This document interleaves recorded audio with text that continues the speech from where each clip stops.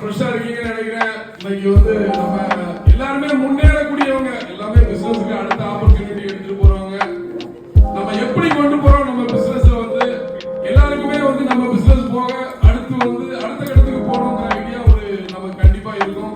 அதை நம்ம எல்லாரும் எடுக்க போறோம். ஆனா அதை எப்படி நம்ம சேஃபா பண்றது, அதாவது பார்ட்னர்ஷிப்ங்கிறது வந்து இப்போ ஒரு ஆள் பிசினஸ் பண்ணிட்டு இருக்காருன்னா அவரோட சேர்ந்து நம்ம அடுத்த டைப் வந்து இன்னொரு பிசினஸ் வந்து ஓபன் பண்ணணுங்கிறது சொந்தத்துக்குள்ள பண்ணிக்கிட்டா பிரச்சனை கிடையாது. மேபி அடுத்த இதுல பார்ட்னர்ஷிப் போடும்போது பக்கா அக்ரிமெண்ட் தேவை.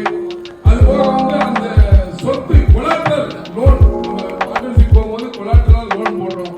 அந்த லோனுக்கு வந்து யார் பத்திரத்தை கொடுக்குறது, மேபி அதான் ஃபர்ஸ்ட் ஆஃப் ஆல் நம்ம வந்து பத்திரத்தை கொடுத்துட்டு வெளியே வந்து நம்ம பார்ட்னர்ஷிப் தேடும்போது பெரிய விஷயம் இருக்கவங்க சாதாரணமா உள்ள வந்து வர மாட்டாங்க.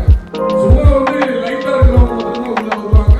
அப்போ வந்து நம்ம அதை வந்து அவேர்னஸ் பார்த்துக்கிட்டோம்னா கொலாட்ரல் கொடுக்கும்போது நம்ம ப்ராப்பர்ட்டி கொடுக்கும்போது அவர்கிட்ட இருந்து என்ன செக்யூர் வரப்போகுது, மேபி லாஸ் ஆனால் நம்ம என்ன பண்ண போறோம் அப்படிங்கிறது தான் மெயினா எச்சரிக்கையான தேவை. மாதிரி வந்து பேங்க்ல வந்து ஒரு ஆளுக்கு பவர் கொடுக்கணும், செக் பவர் ஒரு ஆளுக்கு கொடுக்கணும்.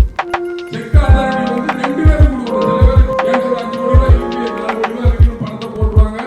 போன மாதம் வந்து அவர் 10% பார்ட்னர்ஷிப் மாதிரி உள்ள உட்கார்ந்துருப்பாரு. எல்லாம் தம்பி பார்த்துக்கிடுவாங்க, எல்லாம் தம்பி பார்த்துக்கிடுவாங்க, எல்லாம் தம்பி பார்த்துருவாங்க. லாஸ்ட்ல எல்லாம் தம்பி பார்த்துருவாரு. இது வந்து நம்ம ஒரு அவேர்னஸா எடுத்துக்கிட்டது. நான் வந்து ஒரு ஜாலியா தான் சொல்றேன்னு நினைக்கிறாங்க. ஒரு சின்ன ஒரு கண்டிப்பா நான் எத்தனை பேரை பார்த்துட்டேன். கிட்டத்தட்ட சக்சஸ் ஆகிறது வந்து ஒரு 50% தான் இந்த பார்ட்னர்ஷிப் சக்சஸ் ஆகும்.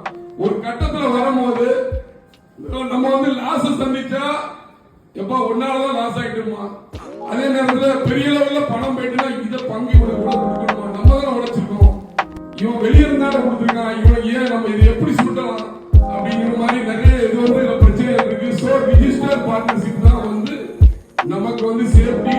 சொத்தை கொடுக்கும் போது பார்த்து கொடுங்க. அதே மாதிரி எல்லாமே வந்து ஆபரேஷன் டிஸ்கஷன்ல வச்சுக்கோங்க. 6 மாசத்துக்கு ஒரு தடவையோ 4 மாசத்துக்கு ஒரு தடவையோ ஒரு மீட்டிங் போட்டு நம்ம பணம் என்ன போயிட்டு இருக்கு, பார்ட்னர்ஷிப் என்ன போயிட்டு இருக்குங்கிறதுல எச்சரிக்கையா இருங்க.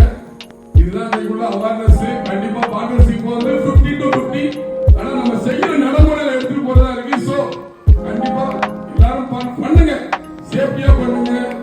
யார் கையிலையும் பொறுப்பை கொடுத்துட்டு நம்ம இன்வெஸ்ட் பண்ணிட்டு